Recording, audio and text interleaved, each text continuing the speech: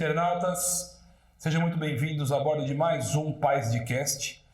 Hoje temos um convidado que é um tema que a gente sempre quis tratar aqui, mas é muito difícil achar pessoas ou profissionais que trabalham nessa área, que dominam essa área e que têm autoridade para falar sobre isso. Então, eu vou deixar ele se apresentar. Se você ainda não é inscrito no nosso canal, por favor, se inscreva, deixe seu comentário, mande para quantas pessoas você achar que vai gostar desse assunto. Nós vamos falar hoje sobre drogas na infância, na adolescência. Então, Fábio, muito obrigado por ter vindo, por aceitar o convite. Seja muito bem-vindo e pode se apresentar, fique à vontade. Obrigado, Bruno. Obrigado, pessoal. É um prazer estar aqui com vocês.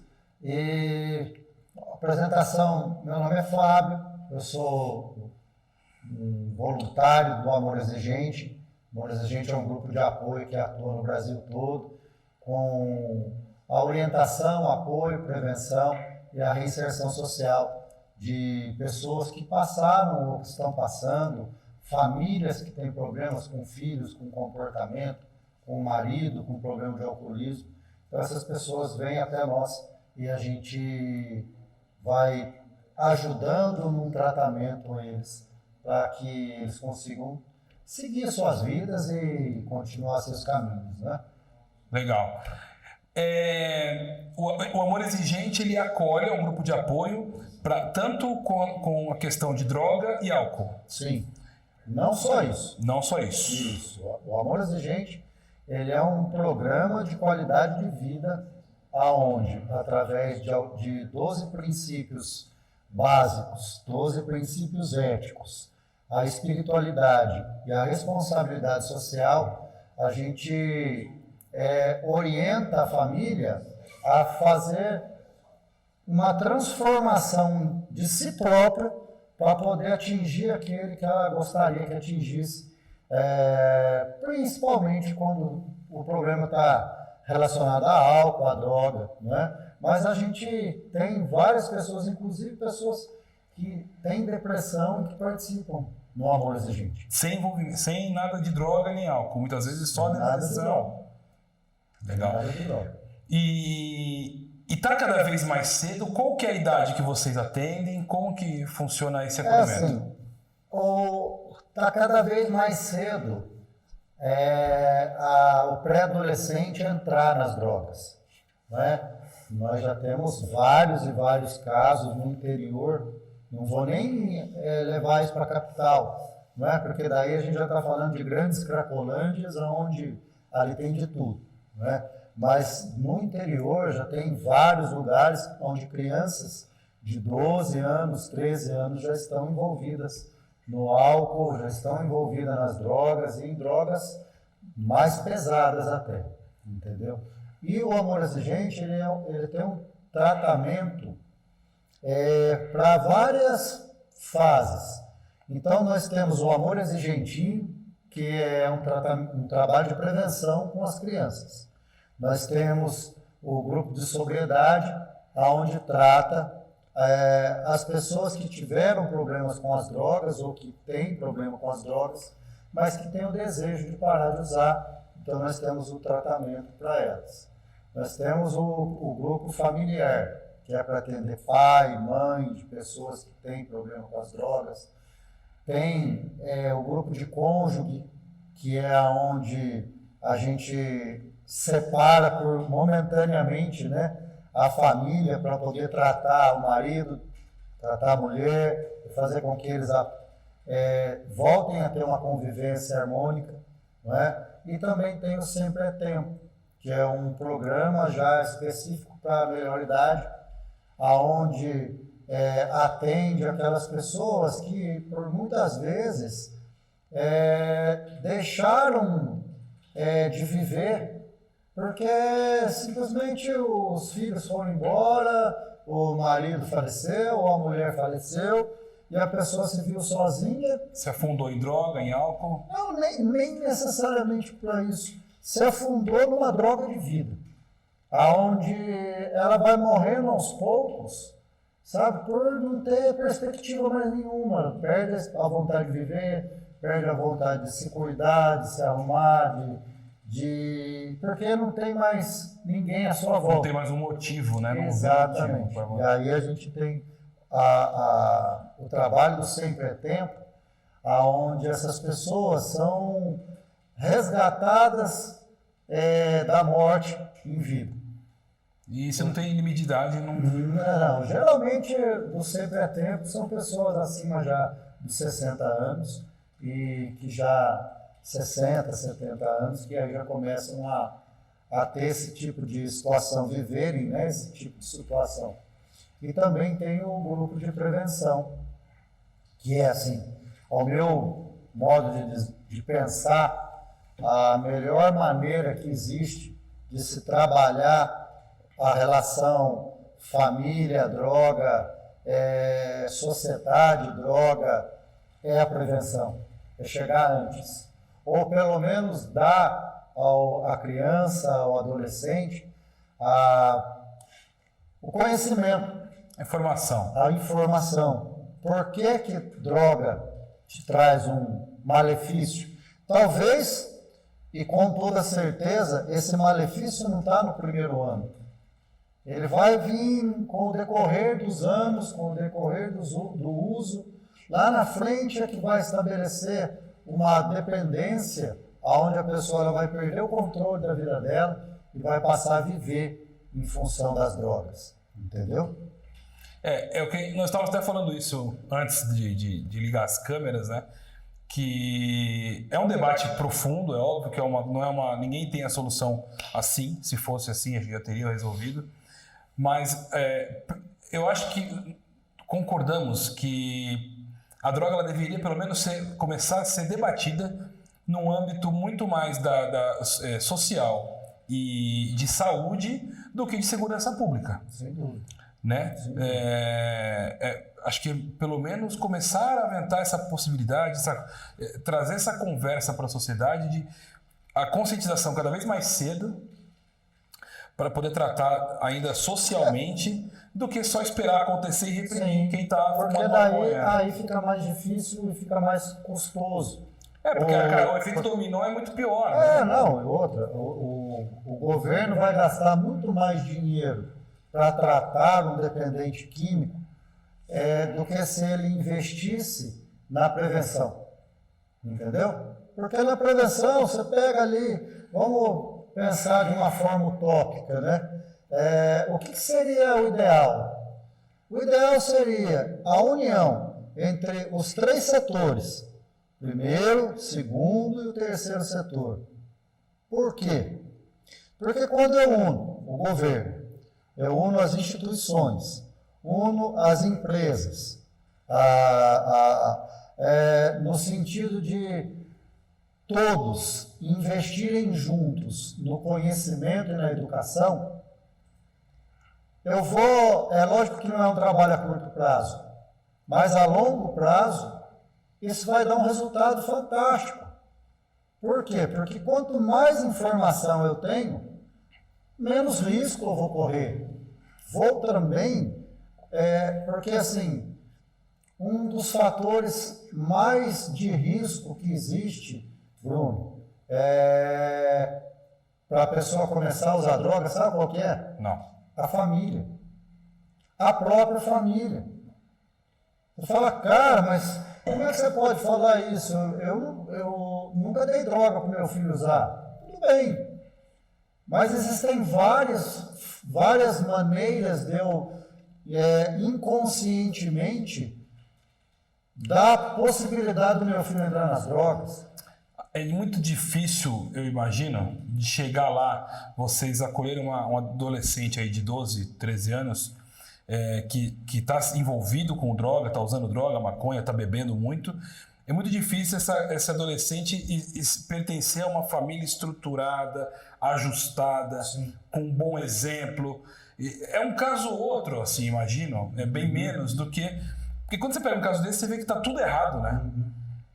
A família toda o exemplo dentro de casa já está errado.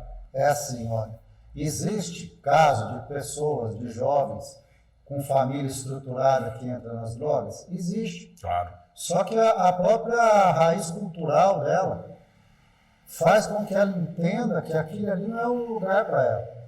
E aí, logo, ela percebe aquela situação, vê que o mal que aquilo está trazendo, começa no inconsciente dela trabalhar os valores que a família colocou, embutiu nesse jovem, e ele automaticamente ele vai ver que aquilo não é o caminho para ele.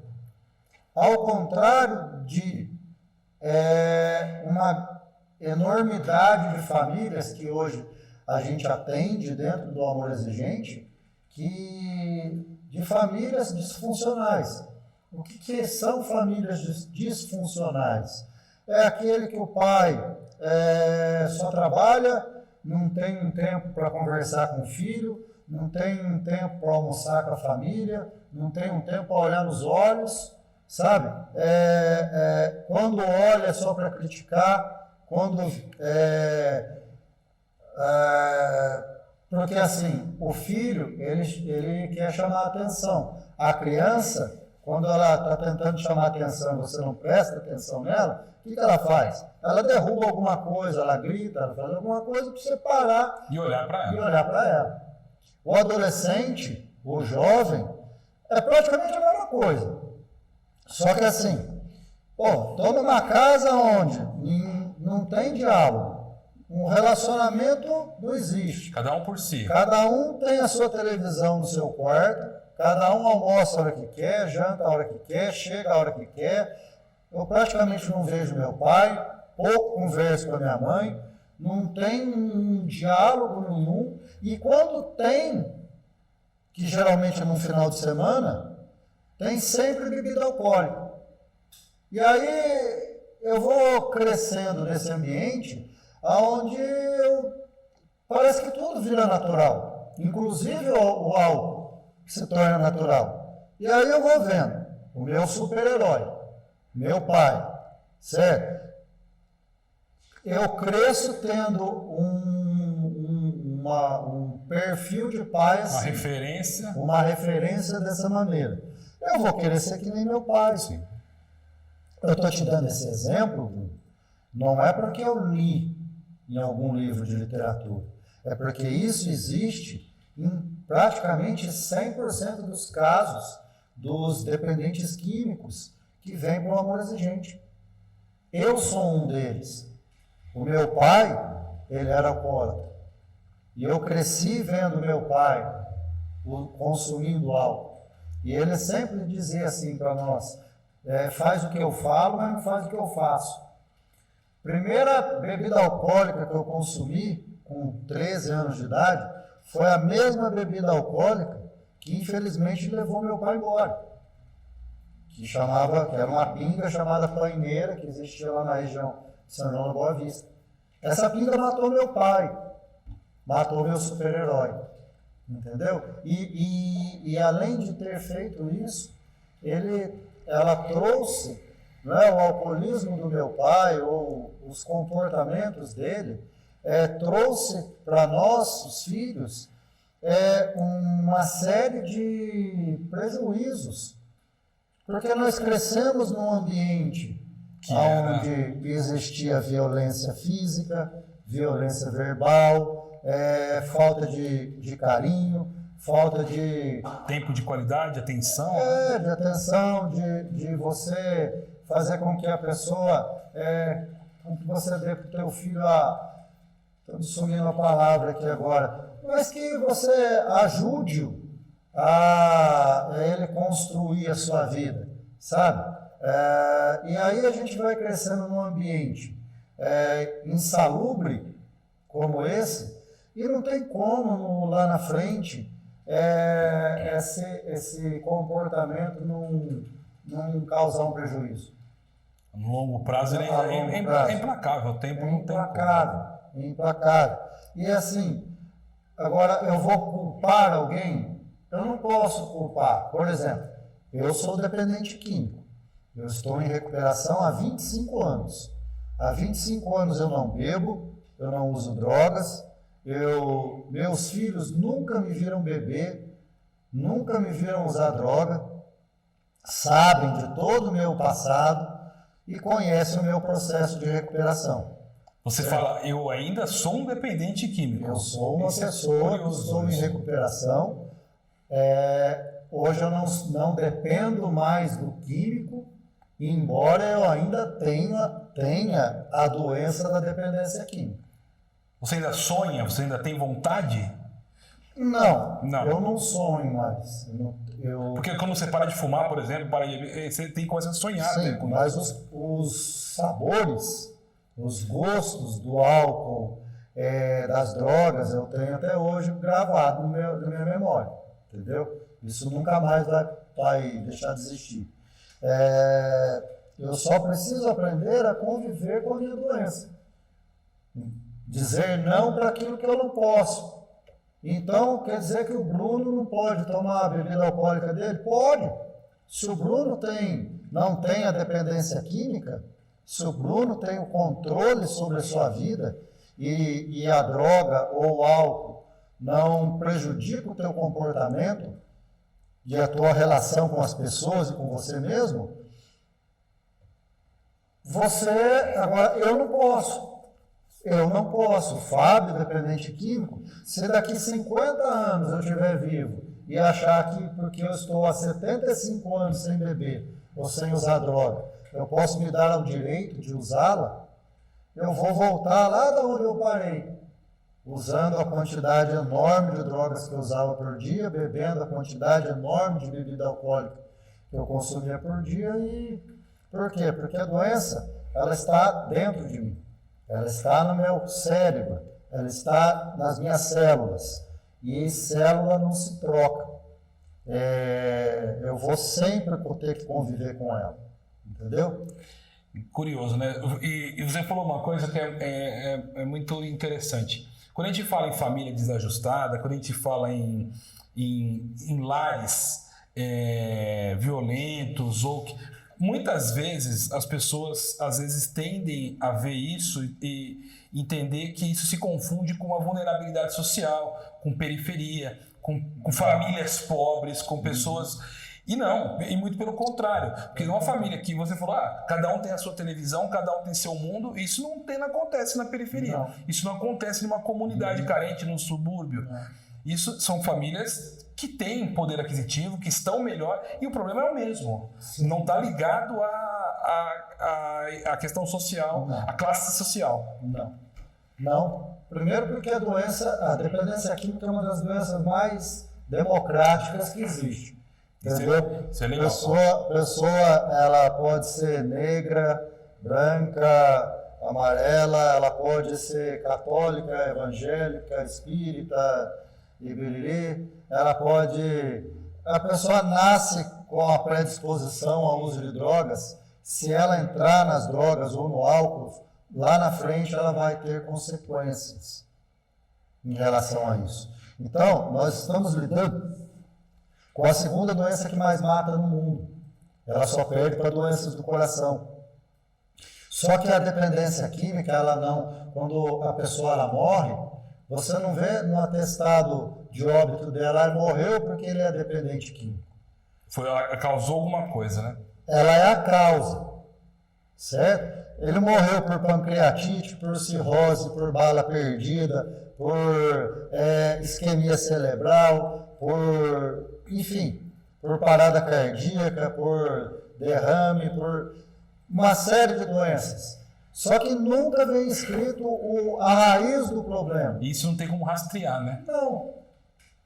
Não tem como rastrear. Deveria ter, até para estatisticamente saber quantas pessoas de fato estão morrendo por causa do uso de álcool e de drogas. Morre-se por acidente de carro, morre-se porque você está num ponto de ônibus e o doido vem lá com o carro e perde o controle, te mata, sem você ter nada com isso. Entendeu? E aí, voltamos mais uma vez para o lado familiar, porque eu acho que, na minha concepção, o lado familiar é o lado que mais necessita ser trabalhado. Entendeu? A família, embora ela não acredite, ela ainda é o fator fundamental de salvar a vida do filho ou de levar o filho para um abismo. É a família que precisa cuidar melhor do seu filho, é a família que precisa aprender a ser exemplo, a orientar, a mostrar caminhos, a ser exemplo e não falar de exemplo, ser exemplo. Mostrar na prática. Exatamente. Como agir. Né? Exatamente. Não adianta eu fazer um discurso de não usar droga e viver fumando dentro de casa. Exatamente. Não, e assim, você tem uma criança. O que a criança espera do pai? Que o pai incentive, que o pai olhe, preste atenção para essa criança. Desde pequenininha, desde quando, Fábio? Desde que quando ela pega uma caneta e um papel, faz um rabisco qualquer lá e vem correndo para te mostrar. Eu falo, papai, olha o que eu fiz. E aí eu olho aquilo, amasso e jogo fora. A partir dali, é um comportamento tão pequeno, mas tão profundo. E esses comportamentos que parecem ser pequenos e não são, vão moldando a personalidade da pessoa. Se eu convivo num ambiente onde eu não tenho incentivo, se as pessoas à minha volta, sabe, eu cresço vendo meu pai traindo minha mãe traindo meu pai agredindo verbalmente ou fisicamente a minha mãe agredindo verbalmente ou não dando a mim, como um filho, o amor que eu mereço e que eu preciso ter para crescimento. Se eu estou inserido dentro de uma família onde só existe guerra, só existe conflito, onde existe só agressão, como que eu vou, na adolescência, ser uma pessoa normal? Normal, entre aspas, que eu digo, que não tenha problemas de comportamento. Que não aprendeu o que é amor, não aprendeu o que é carinho. Como que ela vai dar isso para o mundo? Como é que você vai dar aquilo que você não tem? Isso não tem como. E aí você estava dizendo no início que esse problema tem na família que tem poder aquisitivo, quanto a família que não tem. Isso tem em todas as famílias. Só que, por incrível que pareça, Bruno, a mais difícil que tem para se resolver é a família que tem poder aquisitivo. Porque ele acha que não tem, né? Ele não identifica, porque ele acha que com dinheiro muita coisa encobre. Encobre. Eu dou um PlayStation, eu dou um computador, eu dou uma televisão nova, eu dou uma viagem e não consegue olhar que falta a base só. Exatamente. É só aquilo ali, é nutrir. O ajuste certo é o ajuste da família. Por isso que quando o filho vai para o tratamento numa comunidade terapêutica, a família ela é sugerida a participar do amor exigente. Por quê? Porque o filho vai ficar 6 meses, 8 meses internado, ele vai parar de usar droga, porque dentro do tratamento não tem droga, ele vai trabalhar a espiritualidade, ele vai trabalhar a laborterapia, vai suar, vai desintoxicar, entendeu? Vai trabalhar a doença da dependência química, vai estar em comunidade com outras pessoas que estão no mesmo propósito que ele vai sair de lá depois de 6 meses, 8 meses, sabe, com a reinserção social pronta, ele vai sair com uma disciplina que antes ele nunca teve. Ele vai ter hora para acordar, hora para comer, hora para dormir, hora para trabalhar, hora para estudar, hora para o lazer, enfim. Aí ele volta para a família não mudou nada. A família está do mesmo jeito, continua aquela guerra, sabe? E o pior é que antes, a droga que a minha família usava era eu. Através do quê? Do meu comportamento. Então, o bode expiatório era sempre eu. Porque a minha casa está bagunçada, a vida de todo mundo está bagunçada, porque você deixou assim, porque eu sei isso, porque eu sei aquilo, você deixou todo mundo doente, porque papapá. Tá. Aí eu entro em recuperação e me trato, e volto para aquele ambiente. Se aquele ambiente não estiver preparado e tratado, a família derruba o dependente, o que está em processo. Que está em recuperação. Por quê? Porque ela precisa, a doença e a codependência é uma das... A codependência não é uma doença em si, ela é um padrão de comportamento adquirido em convivência com um dependente químico. Não é? Só que o padrão de comportamento de um codependente ele é muito parecido com o do dependente químico. A diferença é que o dependente químico usa a droga e a família usa ele como a droga. Entendeu? Mas a manipulação, a mentira, a autopiedade, o orgulho, tudo é muito parecido de um para o outro. Entendeu? Aí a família já está totalmente adoecida. Ela vai receber de volta o filho que está em recuperação. Se ela não mudar, até mesmo a cor da parede, se ela não mudar desde a cor da parede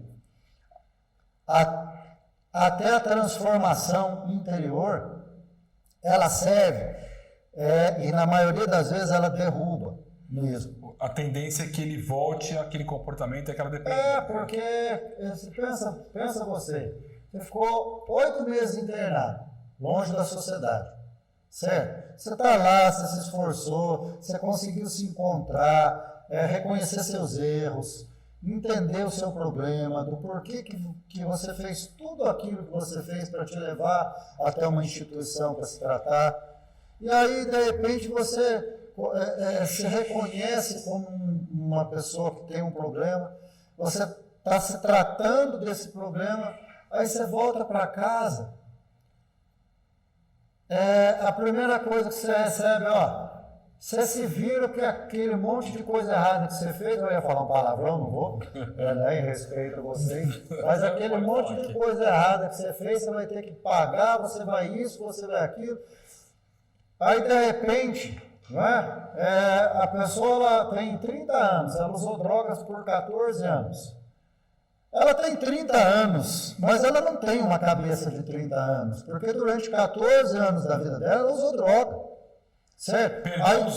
Teve uns gap aí de desenvolvimento. Exatamente. Alguma coisa foi perdida. Aí eu vou querer cobrar de uma pessoa que tem 30 anos, mas que tem uma mentalidade de 16. A responsabilidade de uma pessoa de 30 anos. E de que forma isso acontece? Ele termina o tratamento, vamos colocar, eu tenho uma empresa, certo? Então eu vou colocar meu filho como meu vice-presidente. Porque ele terminou o tratamento, agora ele está bem, então agora eu preciso arrumar um sucessor, não é? E coloco ele. Você acha que esse cara vai ter capacidade para administrar alguma coisa? Se até há 8 meses atrás ele não conseguia administrar em sua própria vida? Aí ganha um cargo... Leva tempo, cara. Aí você fala, quanto tempo? Cara, às vezes leva a vida inteira. Eu levei... Depois eu parei com o uso de drogas com 30 anos. Eu acho que eu levei no mínimo 10 para voltar, para começar a ter um equilíbrio daquilo que eu sou capaz, daquilo que eu não sou capaz de administrar. Certo? Tem casos, só para encerrar isso, de um filho, e eu conheci ele. O pai tinha uma empresa, o pai queria que, depois que ele terminasse o tratamento, que ele fosse administrar a empresa. E ele queria cortar grama, queria fazer jardim.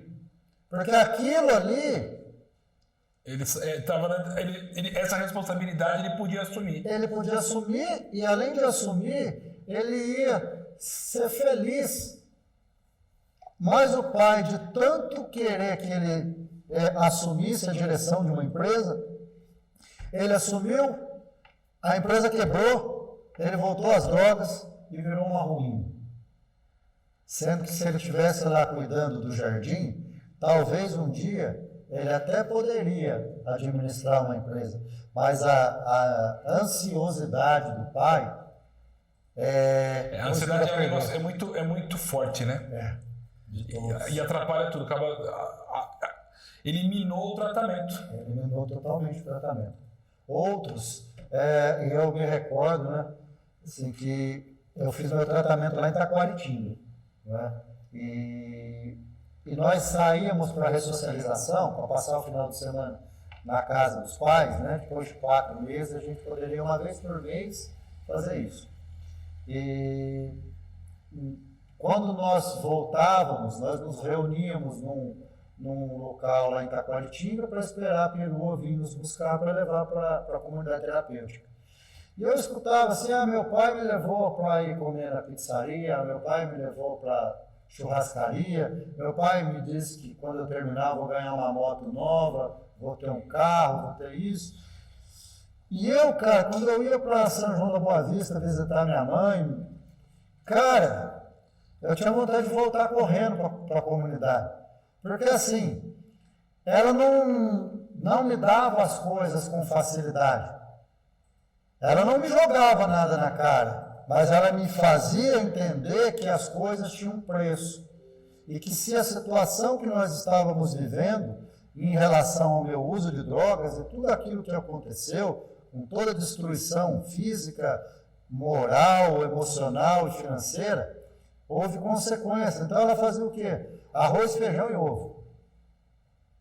E não tinha dinheiro para comer um lanche, não tinha nada. Ficava 3 dias dentro da casa dela, eu, ela e a minha mulher, e a minha filha que era pequenininha, porque minha filha e minha mulher foram morar com ela, certo? E era duro, cara, era duro. Aí a gente voltava embora, não é?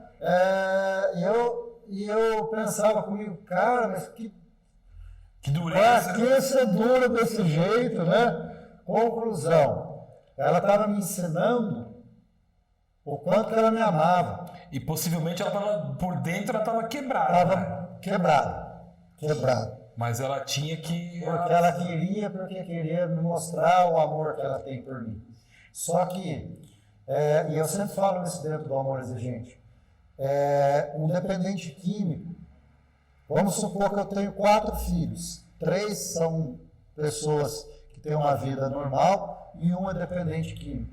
Eu não posso amar os 4 da mesma maneira, porque 3 talvez entenda esse amor assim, eu vou te dar de presente um celular porque você está merecendo, certo? O dependente químico, no inconsciente dele, ele não consegue entender dessa maneira.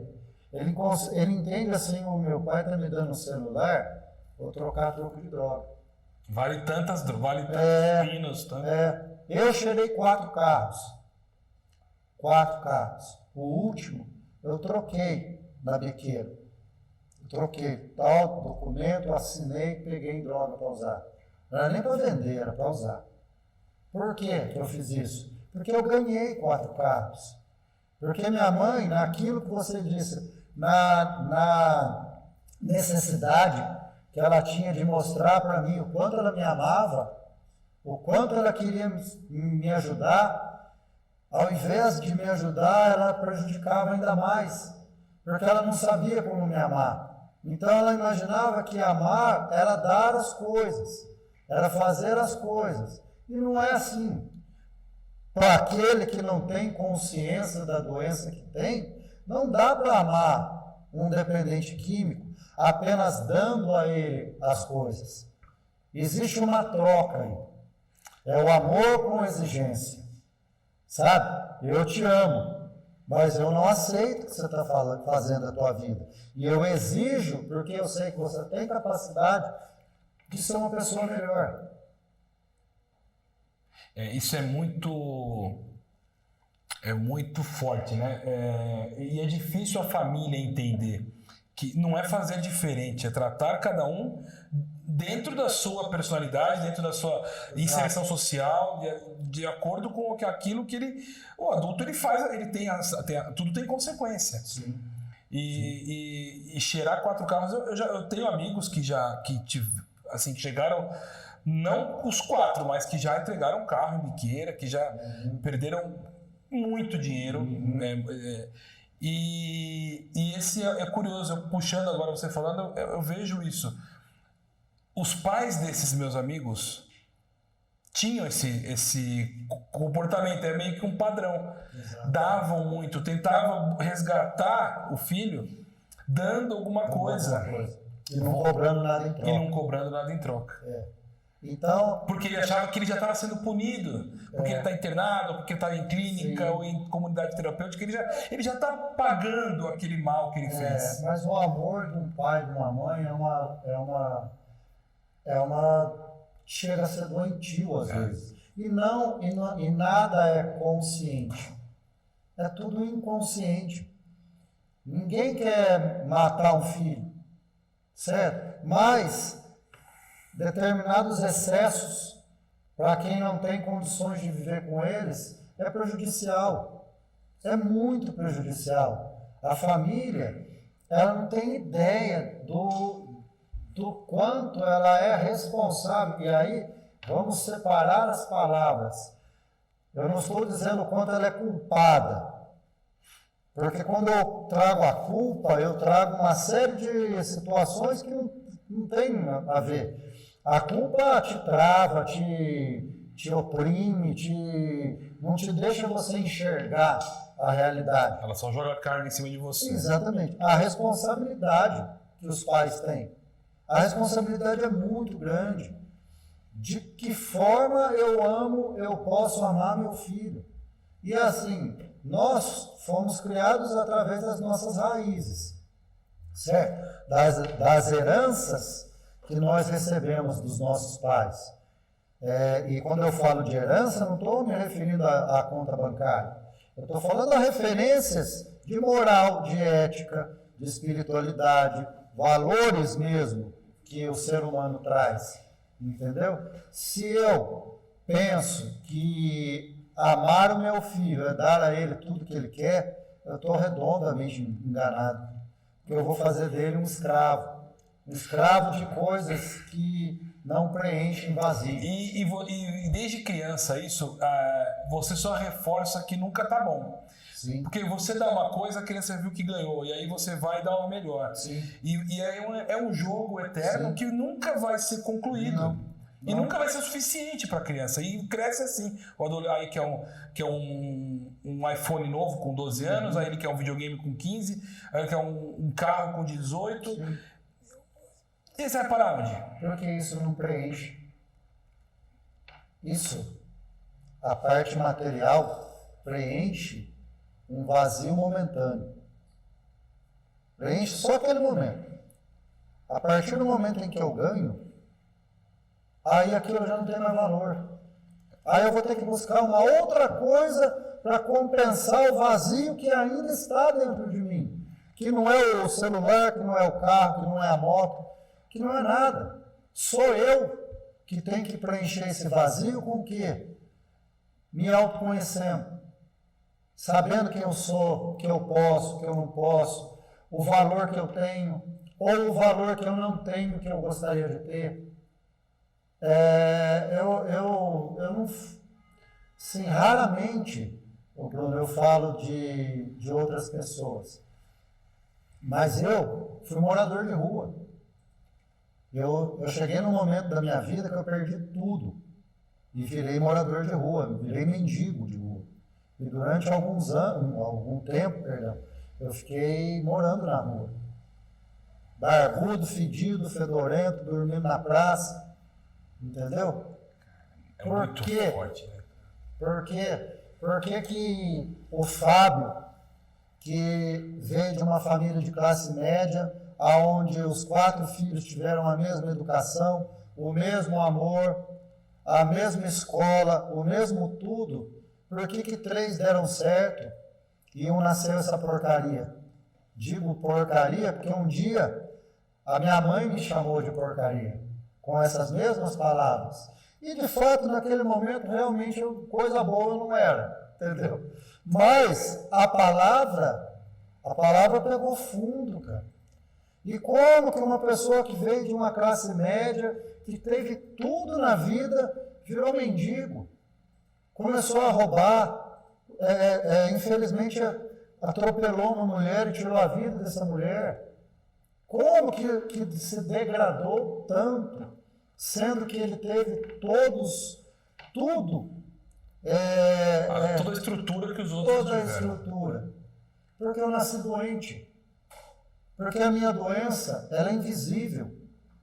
Porque a minha doença... E não é respeitada, é discriminada. Não, a minha doença era uma doença invisível e é a doença do auto-engano. Eu nunca acho que eu sou um dependente químico, até eu chegar no meu fundo de poço. A minha família nunca acha que tem um doente dentro de casa, até ele começar a roubar, até ele começar a tirar a vida dos outros, até ele começar a virar um marginal.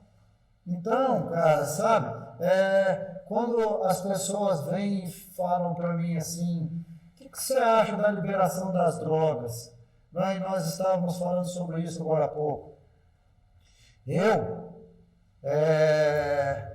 Eu acho assim, que nada na vida deveria ser proibido, desde que eu tenha conhecimento.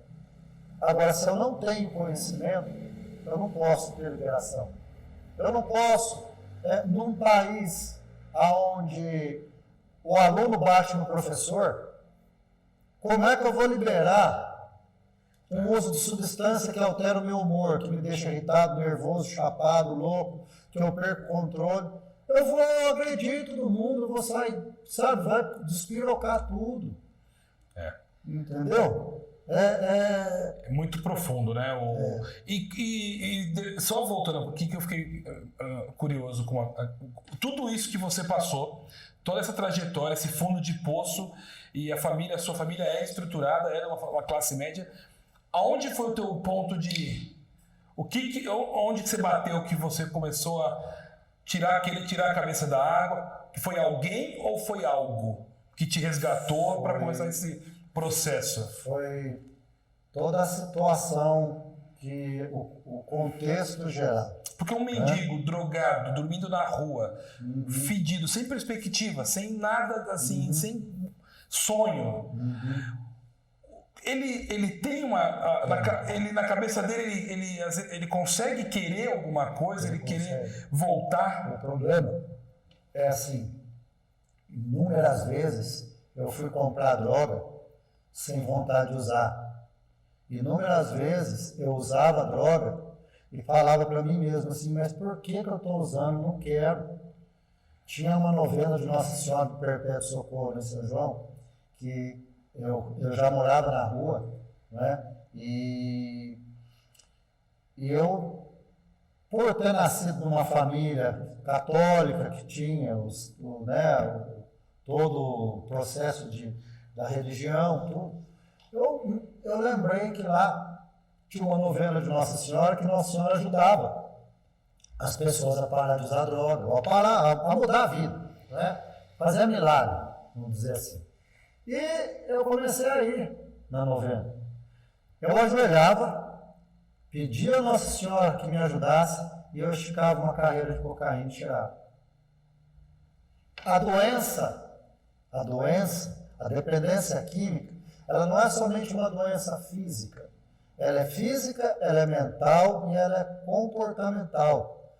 Para que a pessoa entre numa recuperação e tenha um equilíbrio, ela precisa estar com o físico, com o mental e com o espiritual em equilíbrio. Lá eu tinha vontade de parar. Inúmeras vezes eu tinha vontade de parar. Só que eu não sabia o que estava acontecendo dentro de mim. Porque eu olhava e falava assim, cara, eu andava com um monte de amigos, nós usávamos juntos, fazíamos todos juntos, por que eu não posso? Eu não conseguia entender que o Bruno, né, estava estudando, estava trabalhando, estava se formando e usou lá uma ou duas vezes, certo? E eu não. Aí que vai aquilo que eu te falei, Bruno, a respeito do conhecimento. Não adianta eu liberar alguma coisa sem dar para as pessoas o conhecimento daquilo. Conscientização plena. Conscientização. Porque assim, o corpo pede. Se a cabeça não tem estrutura, o corpo vai ganhar sempre. O que acontecia? Eu sabia que eu estava debilitado, sabia que eu estava cansado, mas o meu corpo pedia droga. Por quê? Porque todas as células do meu organismo estavam intoxicadas. Então, eu não vivia, não era mais o Fábio, era a droga. Era a droga vivendo a vida do Fábio. É como se tivesse um obsessor vivendo a minha vida. E o álcool sempre acompanhando. O álcool, é muito difícil ter droga sozinha, né? Tem gente que, cada um tem uma droga de escolha. Mas quem está muito afundado na droga mesmo, dificilmente não está o álcool aliado, né? Dificilmente. O meu era cruzado, era álcool e droga. Enfim, o tratamento... E aí você começou a ir nas novenas? Na terceira semana eu fui internado, cara. Parece um milagre, né? Mas não deixa de ser. Né? Porque eu estava pedindo ajuda sem saber como iria receber uma ajuda, porque eu não sabia nem o que eu tinha. Né? Aí um tio meu veio, eu acho que ele colocou ali, não foi ele que colocou, foi a espiritualidade que colocou as palavras na boca dele, no sentido de mostrar para mim assim, que eu estava doente. Eu falei, você está doente, você precisa se tratar. Você não quer pelo menos se tratar? Tenta. Pelo menos ninguém vai dizer que você não tentou. Tenta, vai lá. E naquele dia eu acho que eu não tinha... Não é que eu acho que eu não tinha mais nada para perder, sabe? E também já não queria mais morar na rua. Eu só não sabia o que fazer. Porque, pensa bem, há 25 anos atrás, o que se conhecia sobre droga? Pouquíssimo. Pouquíssimo. Ninguém falava sobre dependência química, não existia essa palavra, dependência química. Existia o maconheiro safado sem vergonha, o engaiado vagabundo, o drogado, entendeu? A doença em si, que está lá no CID-10, entendeu? No Catálogo Internacional de Doenças. 10. Dependência química, doença compulsiva, progressiva, comportamental, multifatorial e de fins fatais. E ali ela vai discorrer sobre essa doença em todo o âmbito que ela tem. Então não é o Fábio que está falando, é a Organização Mundial de Saúde, que existe sim essa doença. E que 10% da população nasce com ela, sem saber por quê. Só nasce. Independente se seu pai ou sua mãe, pode acontecer, tem genético, mas tem uma aleatoriedade. Isso, pode acontecer do avô ter sido dependente do álcool, ter passado uma geração, pula uma e aí o neto vem. Os meus filhos, eles têm 50% de chance de serem dependentes químicos. Certo? Porque eles são metade eu, metade a mãe. Como é que eu enxergo eles para saber se eles são ou não dependentes químicos? Através do comportamento. Porque antes do uso de drogas, muito antes, você já reconhece determinadas características de comportamento de uma pessoa que lá na frente vai desenvolver alguma coisa. Aquela criança malandra, aquela criança esperta demais, aquela criança que, sabe, tem que ter um jeitinho, um atalho. Isso, exatamente. E são 25 anos trabalhando com famílias, trabalhando com dependente químico. E muitas vezes você deve se ver, né? Todas as vezes eu me vejo. Aliás, é engraçado que eu vejo muito a minha mãe, né? Assim, do comportamento das outras mães, né?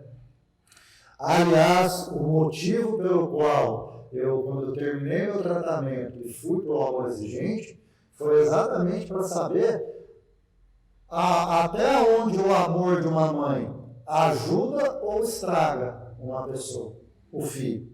Porque você conseguiu ler e fazer essa... Porque assim, cara, minha mãe era impressionante. Ela, mesmo depois que eu terminei meu tratamento, que eu fui para minha casa, que eu comecei a reconstruir minha vida, a codependência dela era tão forte que ela tinha que ir na minha casa, abrir a geladeira para ver se estava faltando comida, abrir o armário para ver se tinha conta atrasada, para ficar falando no meu ouvido. O que ela fazia? Ela ia, comprava ou ia lá, pagava as contas, mas para ter o prazer de achar se eu ainda estou no controle. Eu ainda posso te controlar. Esse é o comportamento do codependente. Até nós tivemos um evento aqui que nós fizemos alguns anos atrás, que chamava Codependência, a ilusão de tentar controlar. Porque o familiar ele acha que ele tem controle sobre o filho. E ele não tem controle nenhum. Ele não controla nem ele. Como é que ele vai controlar o outro? E aí que ele pode se surpreender com algumas atitudes, porque o doente, ele não mede muitas vezes se é pai, se é mãe. Numa crise de abstinência, numa crise de sob efeito mesmo, às vezes o pai vai achando que está no controle, ele corre um risco muito grande, né? Sim, ele age compulsivamente, né? Aliás, quando a gente vê, né, muitas vezes, o cara assaltou com uma faca por causa de 10 reais. Ele não está vendo os 10 reais dele, ele está vendo a pedra de crack, entendeu? O corpo dele pedindo, a fissura pedindo, a falta de conhecimento do problema que ele tem, ele faz o que tiver que fazer para usar a droga. Faz o que tiver que fazer. Por isso que volto naquilo da legalização das drogas. Como que eu posso legalizar alguma coisa sem dar às pessoas o conhecimento? Eu posso legalizar? Posso. Só que o estrago vai ser muito grande. Vai ser muito grande. Por quê? Porque eu vou abrir mais portas, mais facilidade para que as pessoas entrem nas drogas, para que as pessoas se tornem independentes das drogas e para que elas percam o seu controle, percam o controle da sua vida, destrói a família. E aí não adianta aquilo que nós estávamos falando antes de abrir as câmeras. Aí não adianta o poder judiciário ou o poder público ir lá prender, levar para prender e deixar preso. Vai enxugar gelo. Exatamente. Né? Aquele negócio de... Porque a partir do momento que você traz esse debate, né, de liberação ou não de droga, da forma que é hoje, com álcool e com cigarro, com restrições, com a Anvisa, com a indústria, com campanhas bem definidas dos malefícios que aquilo causa, gerando emprego, gerando imposto, você não acaba, pelo menos em tese, na discussão, obviamente eu não estou dando aqui a solução, mas em tese você não acabaria um pouco com esse excesso de repressão e com esse processo de enxugar gelo da polícia e do poder da segurança pública, de só tirar o cara que está fumando baseado dele, você vai e prende, leva para a delegacia. Aí a polícia está lá, ela gasta o tempo dela, o expediente, gasta a gasolina da viatura, gasta o dia do delegado para fazer meio de papelzinho. Sim. A viatura foi para a rua, muitas vezes o policial fica mais tempo lá preenchendo papel do que o cara que foi preso. Ele está na rua de novo. Exatamente. Eu penso assim também. Penso assim. Só que conforme toda essa nossa conversa aqui... Acho que o tecido social hoje brasileiro, ele é constituído de uma forma que prejudica isso. Sim. É assim, se nós dessemos estrutura para a criança e para o adolescente, e assim uma enxurrada de informações sobre droga, informações sobre família, reeducarmos as famílias. De que forma isso? Através do governo, através das igrejas, através de ações sociais, ações de responsabilidade social. Nós, com certeza, Bruno, nós chegaríamos lá na frente com essa dita utopia de termos uma família onde não haverá mais espaço para o álcool e para a droga, mesmo ela podendo usar ou não. Entendeu? Porque você já viu, vamos dar um exemplo aqui, um escoteiro usando droga? Não, né? Não. Você já viu sei lá, só usa droga quem não sabe, quem não tem ideia do mal que ela faz. Só entra na droga quem não tem apoio, quem não tem orientação. Eu não conheço nenhum, eu ia falar coroinha de igreja, mas eu conheço, era eu. Eu tomava o vinho do padre quando eu era coroinha, entendeu? Não usava droga, mas o padre saía, o vinho do padre, entendeu? Então não serve de exemplo, vou tirar esse de exemplo. Mas assim, uma pessoa que teve valores e que a família, ao longo do crescimento, soube trazer valores, a pessoa, ela não entra na droga. Ela não entra. Ou se entrar, ela sai. Mas também tem o fator genético, né? Tem o fator de que vai entrar com família boa ou não. É que cuidando da família, você minimiza esses riscos, né? Porque a partir do momento que, por exemplo, é muito difícil comparar a droga com o cigarro, porque o cigarro, embora tenha todos os malefícios, ele não te deixa sob efeito... Ele não te causa problema de comportamento. Não, exatamente, problema comportamental. Mas o álcool, eu acho que está ali na mesma prateleira. Porque o álcool você bate carro, você mata, e tem no longo prazo os problemas de saúde e que aí onera até o governo, lógico. Vai gastar mais com políticas de saúde pública e tudo mais. Então, o açúcar também tem gente que defende que o açúcar deveria ter um controle maior, a gordura, como o cigarro. Mas eu acho que esse debate ele é importante. Sim. Né? Pelo menos porque do jeito que está, quem está ganhando é a droga, do combate às drogas. Né? Sim. Da forma que é feito hoje... Não existe combate às drogas. Da maneira que está sendo feito, não existe combate às drogas. Você só está fomentando o uso de drogas. Exatamente. Na realidade. Porque, volto a dizer, droga mata. Fala isso para uma criança, ou um adolescente, ele vai rir na tua cara. Ele tem a vida inteira pela frente. Mas ele lá na frente daqui a pouco ele tem dentro dele a plena convicção de que ele não vai morrer nunca. E quanto maior o muro, maior a vontade de pular. Por exemplo, vamos falar um pouco da doença da parte mental. Não é? Quando você termina um tratamento, certo? Vai lá, você fica internado 8 meses, certo? Aí você nem se aprende que a tua doença é física, mental, comportamental. Tal. Só que se você não trabalhar direito, a parte comportamental, os prazeres da droga, ela nunca mais vão deixar de existir dentro da tua cabeça. Eu nunca mais vou deixar de sentir e dizer para você que droga não deu prazer, eu vou estar mentindo. Nas primeiras vezes deu muito prazer. Só que depois, o que se sucedeu dali em diante, foi o adoecimento. Aí já não tinha mais prazer. Aí era vício. Era diferente. Mas, a doença mental, o cara terminou o tratamento e falou, a partir de agora, você não pode mais andar com as pessoas que você andava, você não pode mais frequentar os lugares que você frequentava, nem fazer as coisas da maneira que você fazia.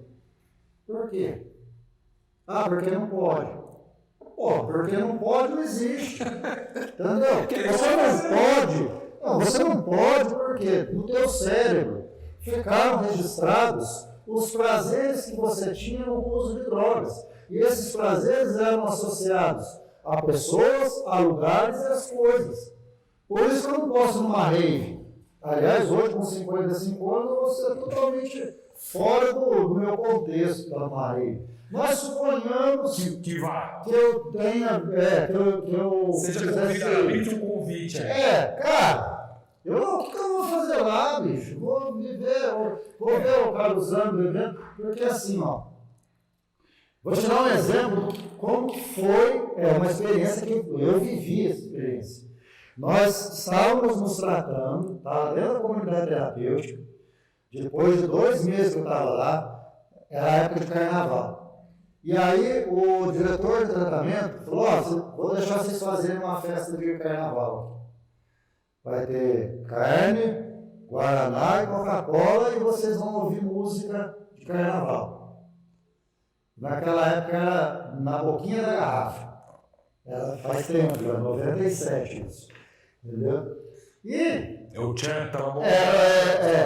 E a gente ali, né? Churrasco, bebida.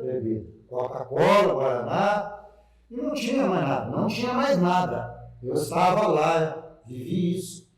Chegou num determinado momento do churrasco, o alcoólatra, ele estava exatamente assim, com o cotovelo no balcão, com o copo de Guaraná meia dose, alcoolizado. O usuário de maconha, ele estava com o copo, fumando cigarro, como se estivesse fumando um cigarro de maconha, com o pé na parede, a cabeça assim, meio... Entendeu? E o nosso caso, que era cocaína com álcool, a gente estava com a pupila deste tamanho, falando com os cotovelos, com o copo cheio, e aquela coisa, deu 10 horas da noite, tocou a campainha, acabou a festa. Fomos todo mundo tentar dormir. Ninguém dormiu. A maioria vomitou e passou mal a noite inteira. E no outro dia, 6 horas da manhã, tocou a campainha de novo e nós teríamos uma reunião. Todos nós estávamos de ressaca, uma ressaca brava. Por que aconteceu isso? Porque o meu cérebro, ele tem os prazeres armazenados. Quando eu estou num ambiente em que eu ligo a droga àquele ambiente, no meu cérebro dispara uma substância chamada dopamina, que é uma droga natural que existe no organismo. A dopamina, ela me faz sentir bem-estar. Ela entra na corrente sanguínea, porque eu estou ali agitado. E os outros, não tem a droga, mas os outros elementos estão ali. Sim, mas a droga existe dentro de mim. Eu ainda tenho droga armazenada nas minhas células. Entendeu? O que acontece? A célula se contrai, a droga que estava armazenada, ela entra na corrente sanguínea novamente e eu vou ficar muito louco tomando Guaraná e ouvindo na boquinha da garrafa. É por isso que não é tão simples assim fazer a pessoa parar de beber e usar droga é o passo mais fácil que existe. O duro é fazer ela se conscientizar de que tem coisas que eu posso, tem coisas que eu não posso. Agora, como que eu vou, um menino de 19, 20 anos, 22 anos, ele termina um tratamento, ele volta para a cidade, o que tem aqui para um menino de 22 anos? Fazer, a não ser frequentar bar, não tem nada. Não tem nada. Então começa por aí. A gente tentar dar estrutura social para substituir. Isso é verdade. Porque se não for num bar, é difícil você pensar hoje, né? Porque até onde você vai, mesmo que eu não queira beber, mas você vai pro bar. Sim. Você vai uma porção, você vai levar com os amigos, vai conversar, vai paquerar quem vai namorar e tal. Tudo no seu tempo. Hoje... Ninguém vai numa biblioteca, né? Hoje, eu vou com a minha mulher numa pizzaria. Ela, muito raramente, vai falar assim, você se incomoda de eu tomar um copo de cerveja? Não. Eu tomo meu Guaraná, tomo minha Coca-Cola, minha água tônica, só que faz 25 anos que eu não bebo mais. Então, e faz 25 anos que eu estudo a minha doença. Então, sabe, eu tenho uma limitação e até hoje em dia, com o passar dos anos, até não é tolerância, é assim, você consegue conviver. Uma convivência, exatamente, com quem bebe. Se quiser beber perto de mim, o meu problema hoje não é mais o álcool.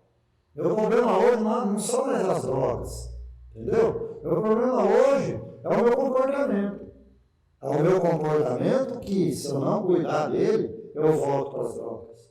Eu não vou sair daqui agora, depois de 25 anos, eu estou aqui numa live com o Bruno, de repente eu levanto da mesa, vou embora, paro no bar e tomo uma bebida alcoólica e vou usar minha droga de escolha. Primeiro, eu começo a cair moralmente, a pequenas quedas morais. Eu vou recair um pouco cada dia na mentira, na enrolação, sabe? Nas desculpas. Vou arrumando uma série de desculpas para recair moralmente. Para que depois eu volte às drogas. Para que eu tenha a desculpa para voltar às drogas. Você começa a achar motivo para justificar para você mesmo, né? Exatamente. É o famoso, eu mereço, eu trabalhei muito, eu tive um dia, uma semana cansativa, só hoje. E outro, não é só isso, né? Assim, você está preparado para tudo, para viver longe das drogas? E tudo é tudo. Por exemplo, teu filho morrer, tua mulher trair, tua mulher te deixar, porque assim, a recreação, ela não pode ter reservas. Se acontecer tal coisa, eu recaio. Pode cair o mundo, eu não vou recair. Entendeu? Por quê? Porque eu não quero mais. Se eu olhar para trás e ver e lembrar dos últimos dias meus nas drogas, me dá assim gasolina para viver mais 20, 30 anos sem querer usar droga. Porque foi muito triste. Foi muito triste. Você chegou no estágio realmente. Acho que depois disso era uma cadeia e eu ter morrido mesmo, né? Morrido. Eu cheguei na Cracolândia. Só que numa Cracolândia, guardadas as devidas proporções, de 25 anos atrás, de uma cidade do interior. Mas. Foi um zumbi mesmo. E ainda existem pessoas naquela mesma praça, do mesmo jeito que eu me via há 25 anos atrás. Cara, muita história, né? E tá muito perto de todos nós, né? Às vezes você fala, nossa, aconteceu tudo isso com ele. Não, cara, mas acontece com ele, aqui, com você, com o seu tio, com o seu filho, com o seu primo, sobrinho. É algo que a gente tem que vigiar muito, né? Dentro de casa, principalmente. Sim. E pra gente finalizar e deixar para poder, você tem também horário, como que eu começo? Então eu identifico um comportamento no meu filho e aí eu procuro o amor exigente. Fala um pouquinho assim, ele está em vários estados, está no Brasil inteiro e em alguns outros países, né? Sim. E aí eu falo, olha, meu filho, eu estou com um problema ou eu mesmo, ou meu filho, eu ligo, indico e começo esse tratamento. Como que é o sistema? Só para a gente explicar para quem está passando por isso, quem tem isso na família. Tá. O amor exigente tem no Brasil todo. Tem na Argentina, tem no Uruguai. Ele é um programa de autoajuda e mutuajuda, onde ele orienta e mostra caminhos para a pessoa encontrar ajuda. Certo? Qualquer um pode participar. Não tem custo nenhum, é gratuito, é um programa gratuito, que hoje atende em torno de mais de 1.000 pessoas semanalmente no Brasil. Entendeu? Perdão, 100.000 pessoas. Por semana? Semanalmente. Porque é um grupo, as pessoas vão frequentando, e como nós trabalhamos 12 princípios,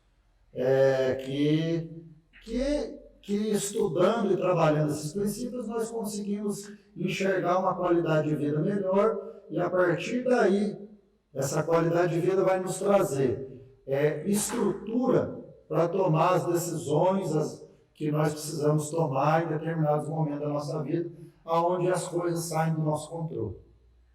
Não é? Então, a família, ela vai, ela participa, é gratuito. O filho, se quiser participar, ele vai ter a sala de sobriedade, entendeu? É um trabalho que tem anonimato, que é sigiloso.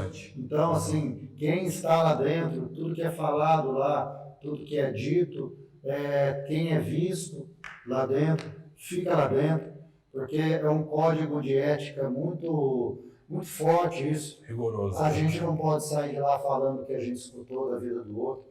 Até porque quem está lá dentro também está lá porque teve algum problema. Raras são as pessoas que vão para o amor exigente por quererem ser voluntários, mas não terem vivido a experiência nem da codependência nem da dependência química. Entendeu? Entendi. E assim... Qual que é o site do Amor Exigente? É www.amorexigente.org.br. E tem as redes sociais também? Tem. Tá na Facebook, Instagram? Tem Federação de Amor Exigente. Tem. Instagram, Federação de Amor Exigente. Sim. E quem quiser contribuir, quem quiser ajudar a fazer doação, patrocínio, como que funciona? Porque assim, o Amor Exigente, ele vive do autossustento. Então, por exemplo, como é que vive o grupo aqui de Serra Negra? Nós temos uma sacolinha que nós passamos em todas as reuniões, onde ali a gente arrecada R$10, R$20. Para quê? Para amanhã, vamos tomar um café, vamos comprar um café e fazer o café no horário do intervalo da reunião. Aí a gente compra um bolo, faz um café, tem um pagamento também que a gente faz para a Federação de Amor Exigente, para que a gente possa usar o nome Amor Exigente e usar toda a estrutura, todo o método, tudo. O método de Amor Exigente. Eu sou suspeito em falar, porque nesses meus 25 anos que eu estou lutando com a minha sobriedade, eu devo isso ao Amor Exigente. E a tudo que ele fez, não só por mim, mas pela minha família também, sabe? Foi importantíssimo. É importantíssimo. Porque quando resgata o dependente, reflete na família toda, né? Você beneficia todo mundo, né? Sim. E o gozado que hoje, Bruno, a gente tem observado que, principalmente dentro do grupo, que as pessoas que estão em sobriedade, muitas vezes, elas colocam um limite para os seus familiares. Deveria ser ao contrário. A família colocar o limite para o... Mas, assim, a família adoeceu tanto, que determinados padrões assim, de comportamento são até engraçados de ver, porque parece que eu estou me vendo na minha família. Entendeu? E hoje, por ter hoje o conhecimento, eu tenho que colocar limite. Não para eles, porque a gente não põe limite para os outros. Mas é um limite de convivência, né? Do que a gente põe limite para si próprio. Entendeu? Exatamente, alguns limites para não ser ultrapassados novamente. Exatamente, senão vira bagunça. Vira bagunça. Né? É isso. Que aula, né? Que é um assunto tão denso, que gera tantos pontos de vista, tantas... cada um tem uma opinião, cada um tem um modo de ver, mas é muito importante, para você ter uma opinião, para falar alguma coisa, você ter alguém, conversar com alguém, ou conhecer algum grupo, ou Narcóticos Anônimos, Alcoólicos Anônimos, o Amor Exigente, conversar com pessoas que passaram por isso, para saber um pouquinho do que se trata, do que é ter droga, ter álcool de uma forma tão... Eu tive isso na minha família, tenho... Então, é devastador. E quando você tem conhecimento, quando você tem informação, você consegue lidar muito mais, muito melhor com tudo isso. Com certeza. Obrigado pela aula, obrigado pelo teu testemunho, não sei se é assim que chama, né? Mas a tua história, eu tenho certeza que quem está acompanhando aí, entre no site, vai estudar, vai pesquisar sobre o Amor Exigente e a história do Fábio, que é brilhante. Valeu. Obrigado mais uma vez e força. Tamo junto. Conte com a gente. Tchau, pessoal. Obrigado. Não se esqueça, hein? Manda para todo mundo. Se inscreve no nosso canal, deixa os comentários aí. Ativa o sininho que é importante para você receber todos os nossos Episódios às quartas, às 19 horas. E aí tem react, tem outros quadros dentro do canal. Valeu? Obrigado, até a próxima.